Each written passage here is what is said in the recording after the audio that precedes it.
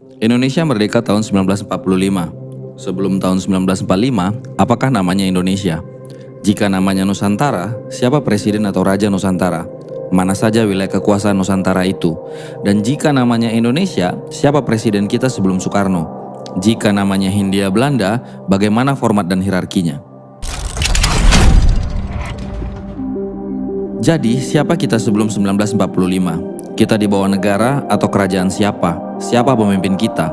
Mengapa tak pernah dijelaskan di pelajaran sejarah di sekolah?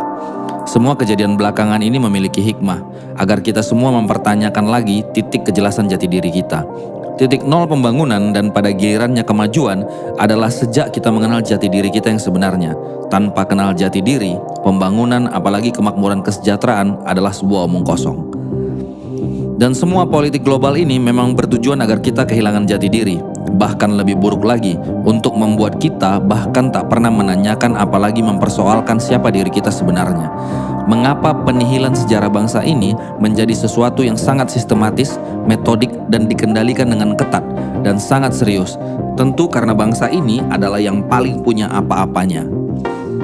Sementara kita puas mengkiblat pada budaya dan bangsa lain yang bukan kita, apa namanya selain kesurupan.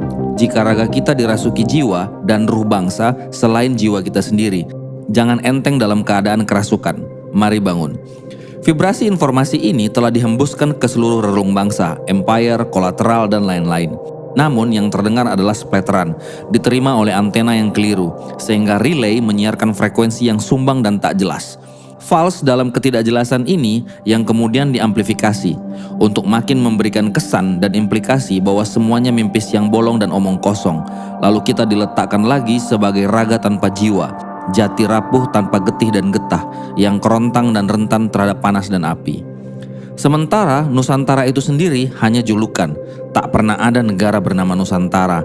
Yang ada adalah wilayah-wilayah bangsa Sunda, bukan provinsi atau etnis Sunda di Jawa Barat, atau yang cakupan wilayahnya disebut oleh bangsa asing sebagai Sundaland.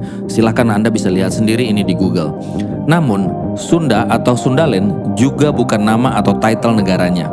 Sunda sendiri saat ini telah mengalami pengecilan definisi dan skop, menjadi seolah-olah hanya salah satu dari banyak etnis yang ada di Indonesia. Padahal belum lama ini di sekolah dasar kita diajarkan tentang yang mana Sunda besar dan Sunda kecil, bukan Jawa Barat kan? Di zaman dahulu, kala Sunda dikuasai oleh sebuah imperium besar yang menggabungkan berbagai wangsa, dinasti, keluarga besar, dan extended family dari berbagai keratuan dalam lingkup suatu induk pemerintahan kerajaan.